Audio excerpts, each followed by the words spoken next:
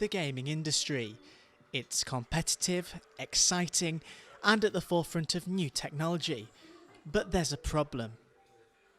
This is a standard Xbox controller, and whilst for the majority of us we won't have any problems using it whatsoever, for the handicapped and the disabled community it can be very difficult. Enter Game Blast. Game Blast is a nationwide Gaming for Good event that hopes to transform the lives of gamers with disabilities. Thousands of people want to play video games, but those who are handicapped aren't able to, as their disabilities stop them from playing.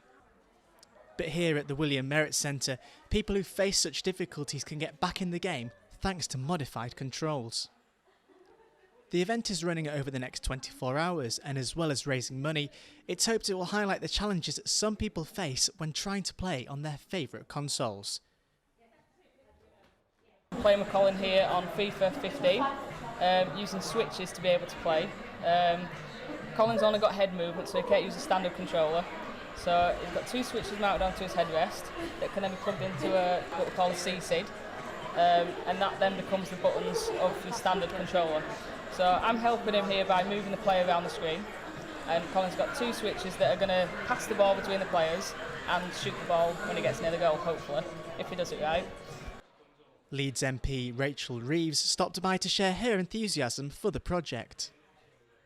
The message is make it easier to do the adaptations that are needed for people with disabilities to use your consoles and use your equipment. This all came out of William Merritt and St Mary's doing work with children to adapt toys for children. But obviously as children become teenagers and become adults, they also want to be able to do other things that teenagers and young adults do, like gaming and using games consoles. We need to tell the gaming companies that they need to work with people with disabilities and their carers and the centres that support them, like here in Armley, to ensure that disabled people aren't cut out from the things that actually most teenagers just take for granted.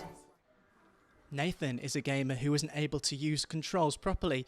He feels that being here helps him to enjoy the activity of gaming more than he usually would. Shows that we can still play games, but we need assistance to do so, like the C-SIDs that Colin's using and various other equipment.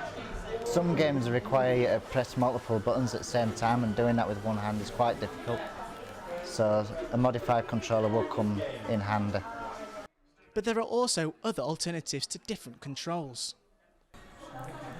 I'm controlling this game with my eyes and it's actually very entertaining, but sadly there aren't enough games like this out there, and the technology itself is also very expensive. So far it seems Game Blast has been a great success, and there are many people here hoping that it will lead to more of the big companies adapting their consoles for disabled use. On the air, Mark Levine.